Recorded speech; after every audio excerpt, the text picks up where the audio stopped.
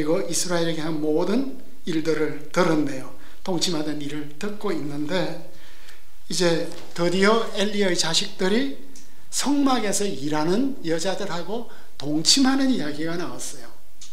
그럼 이 본문을 가지고 우리는 오늘날 어떻게 목회를 해야 할까요? 목회적 적용. 디모데전서 5장 2절. 늙은 여자에게는 어머니에게 하듯 하며 젊은 여자에게는 온전히 깨끗함으로 자매에게 하듯 하라. 그러니까 우리 교역자들 요즘 이 성적인 희롱 또 성적인 폭행 이게 지금 너무나 많고 민감하니까 이게 우리 교역자들에게 잘 가르쳐 줘야 되겠죠. 제가 이제 여기에서 인용한 글이 뭐냐면 헨리 더무어가 Christian Reformed Church Order 그 CRC의 그 교회 그 매뉴얼 안에 이런 이야기를 가지고 있어요. 캐런이라고 하는 여자가 목사에게 성추행을 당했다. 이걸 어떻게 했으면 좋겠냐? 나에게도 잘못이 있을 수 있는데 내 느낌은 내가 싸구려 갖고 이용당했다는 느낌이고 지금 너무나 우울하고 말하지 않으면 견딜 수 없을 것 같고 그런데 또 어디를 가야 할지 모르겠다. 그래서 이제 그 헨리 더무어가 미성년자라면 이 성추행 이게 섹슈얼 어뷰즈가 심각하다, 범죄다. 그리고 이제 이것에 대한 처방을 이야기를 하고 교회 장로나 학교 선생에게 또 경찰에게 보고를 해야 되고 교회 집행부에도 이야기를 해야 된다. 성인이라면 먼저 상담가에게 찾아가야 되고 당신에게 우울증이 생길 수가 있다. 목사와 두 관계가 합의에 의해서 이루어진 것이라 할지라도 목사는 교인에게 권력과 권위의 자리에 서 있지 않다. 그의 행동은 그의 직무의 신성한 신뢰를 침범한 것이다. 목사는 항상 교인과 관계를 잘 지킬 책임이 있다. 경계를 침해하는 일이 일어난다면 그 목사에게 책임이 있다. 이런 2005년 처치 오더에 반영을 했습니다. 그래서 이제 이건 참조하시고 엘리가 이제 책망을 하죠. 상당히 길어요. 어찌해서 그러냐? 내가 지속적으로 듣고 있다. 모든 백성들이 이 말을 지금 돌리고 있는데 이게 새로운 정보가 되겠습니다.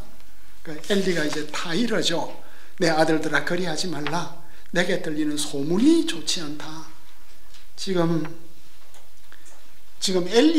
엘리 자식들의 문제는 뭐예요? 엘리가 너무 신중하게 이 자식을 타이르고 있는 것 같아. 엘리는 주님의 백성들 사이에 계속 퍼지고 있는 소문이 걱정스러워. 소문이. 그러니까 이 구는 너희가 여호와의 백성으로 범죄하게 한다로 번역되어 있지만 주님의 백성들 사이에 두루 퍼지는 소문으로 보아야 할 것입니다. 사람이 사람에게 범죄하면 재판장이 중재를 할 수 있지만 하나님께 하면 누가 그걸 중재하겠냐? 그런데 이 법의 시스템으로 정리할 것이 있고 그걸 넘어가는 제사 문제는 심각하다. 근데 엘리의 자식들에게는 아무런 반응이 없죠. 응답부재. 아버지는 너무 무능하고 하나님은 그들을 죽이기로 작정했고. 그러니까 엘리는 자식들 문제에 대해서 오랫동안 회피했습니다. 이제 가이퍼가 하나님을 향해서 우리 가운데 하나님께 속한 법이 있다. 우리에게 자유가 있는데 우리는 하나님하고 특정한 관계가 있다. 그 관계에서 여러 가지 인간들은 유물론자가 되고 관능주의자가 되고 과학 이런 것들이 이렇게 자꾸 발생해서 하나님을 모독한다. 이건 하나님을 불의하게 다루는 것이다. 하나님에게 우리의 현 문화 속에서 하나님을 모독하는 일은 점점 이게 정리되어 가야 한다는 것을 이제 법 철학으로 우리 속에 하나님께 속한 법, 하나님을 경외하고 하나님이 마땅히 받아야 할 존경이 있다는 것을 말하고 있다는. 그리고 이제 드디어 사무엘은 점점 자라가고 있고 엘리 집은 어둠과 죽음 가운데서 새로운 생명이 자라가고 있는 모습. 사무엘은 크게 자라가고 있습니다. 그리고 이제 여기에서 신약의 빛은 예수님도 자라가고 있는데, 그럼 우리는 주일학교 교육과 우리 자녀를 어떻게 교육할까 하는 문제, 엘리의 자식들을 보면서 네 가지 모델이 알라오가 2018년 논문인데, 우리는 대부분 어떤 부모들은 무관심한 양육, 관심도 없이 아이들에게 기대를 안 한다는 것, 소통도 없는, 자녀들의 필요에 대해서 응답하지도 않고 버릇과 행동에 대해서 교정할 생각도 없고, 그래서 아이들의 역량이 자라지 않는 교육. 두 번째는 허용적 교육, 반복하는, 아이들이 잘 자라겠지. 주로 중산층 가정이 되겠습니다. 교정과 규칙이 없어.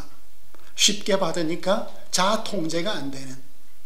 그리고 권위주의적인 건 이제 부모가 경직되어 있는 모습. 그 다음 마지막으로 권위 있는 양육, authoritative parenting이 자식들에 대한 요구가 중간 정도이고 긍정적이고 체벌은 드물고 아이들을 잘 인식하면서 이런 것이, 그럼 자녀 교육에 대해서도 우리가 사무엘서를 생각해 보았습니다.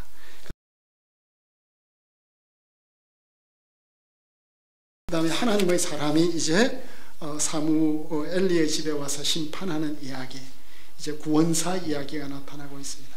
엘리 집이 얼마나 큰 특권을 가졌냐. 첫 번째로 하나님의 계시를 받았다. 27절에 너희 집이 애굽에 속했을 때 바로에게 속했다. 너희들은 바로에게 종되었는데 너희들을 나의 제사장으로 삼았다. 이스라엘에 왕이 없을 때 제사장이 하나님의 대변자였잖아요. 제사장, 얼마나 목사의 직분이 영광스러운 직분인지 아냐. 그 직분의 영광. 그래서 그 직분을 가지고 너희들은 내 제단에 올라갈 수 있다. 그러니까 제단에 올라가서 하는 모든 일들, 너희들은 하나님께 분향을 드린다. 향을 태워 바친다. 그리고 하나님 앞에서 에봇이라고 하는 거룩한 옷을 입고 있다. 이 누구 덕분이냐? 그런데 내 처소에서 명령한 내 재물과 예물을 차버렸다. 차버렸다. 하나님의 성소. 그 차버렸다는 이 단어를 포켈만은 잔치하고 있다. 히브리어 단어는 여러 가지. 내 재물 가지고 너 잔치하냐? 이것도 굉장히 뉘앙스가 있는 것 같아. 재물을 무시했냐? 재물 가지고 잔치하냐? 제사 제도를 망가뜨린 아들을 주님보다 더 소중히 여겼다. 주님은 최고의 선물을 주었는데 그들은 만족하지 못했다. 그래서 하나님의 공의는 뭐예요? 나를 존중히 여기는 자는 존중히 여기고 내가 나를 멸시하는 자는 멸시할 것이다. 존중하다와 멸시하다. 그러니까 하나님의 정의의 법이 있다는 거죠. 존중하다와 멸시하다.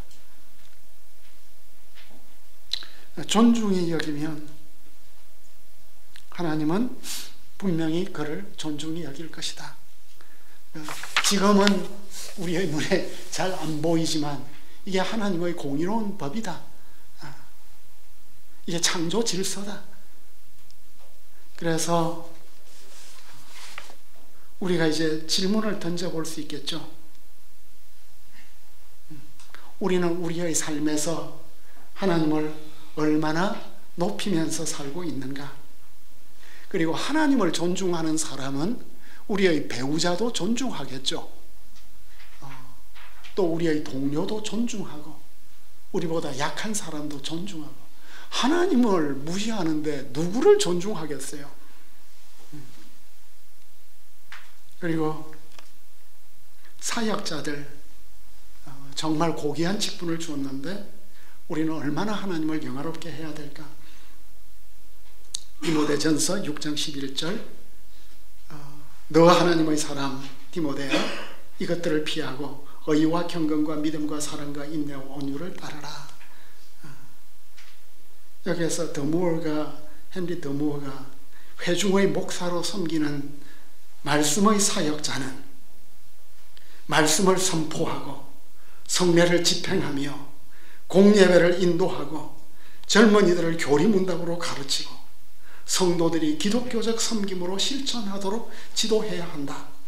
목사는 장로들과 함께 회중과 동역자들을 감독하고 훈계와 교육을 하며 모든 것을 온당하고 질서 있게 하도록 해야 된다. 목회적인 돌봄을 제공하고 전도에 힘쓰도록 해야 된다. 그레고리 나지안 주스가 이런 말을 했네요. 테스트를 거치고 연구할 수 있는 건전한 기초를 가진 자, 몸과 영혼의 정화를 거치고 있는 자만 신학을 할 수 있다. 신학의 기준이 참 높죠. 그리고 엘리집에 대한 심판, 하나님께서 이 엘리집에 대한 심판 혹독하죠. 그러니까 신학적으로 보면 하나님께서 아론의 집에 영원한 언약을 맺었는데 그 영원한 언약이 어떻게 이렇게 깨어질 수 있냐. 그 엘리 집의 신학적으로 큰 주제예요. 엘리 집 아이들 다 죽는데 남은 자는 너희 몸과 마음을 슬프게 할 것이다. 집안이 몰살당하는데 남아있는 자, 아들 홈리와 비나스가 하루 만에 죽는, 그러나 제사장, 신실한 제사장 세울 것이다. 여기서 신실한 제사장은 사무엘은 아니죠. 사도 계통을 바라보고 있습니다. 그리고 기름 부음 받은 자 앞에서 영구히 살 것이다. 36절에 보면은 그 내 집에서 남아있는 엘리 집안의 사람들은 계속해서 제사장직을 하겠지만 직분을 갖지 못하고 떡 조각 하나 달라. 그러니까 정규직 말고 일용직이라도 달라 하는 이런 부탁을 하게 될 것이다. 그 말하고 있습니다.